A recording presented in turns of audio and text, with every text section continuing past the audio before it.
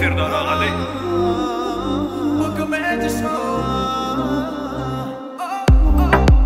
Yanımdan ayırma, bana sensiz bulunu, yüreğim morunu.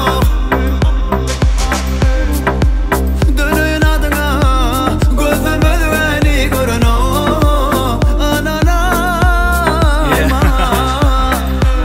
Duygulam saklıman, seyin okçayıp sen yine şatlama. Yerimsin aklıma, bir direk ikimizin aramızı çekleme. Uğraşım ok iki tekliğe, men sensiz gelmeden bu yere.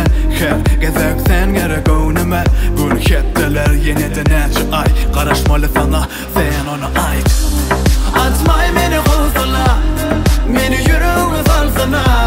Mende kense var yönü yok cevap, senden yok cevap bana.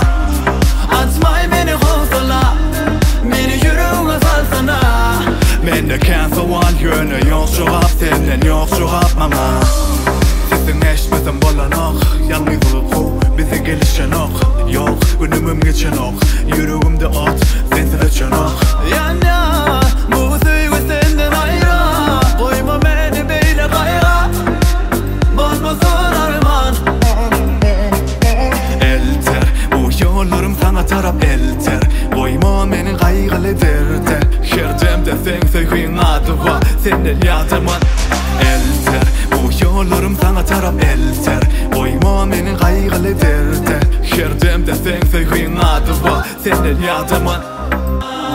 Atmay beni kovsana, beni yüreğime salsana. Mende kense var yönü yok cevap, senden yok cevap bana. Atmay beni kovsana, beni yüreğime salsana.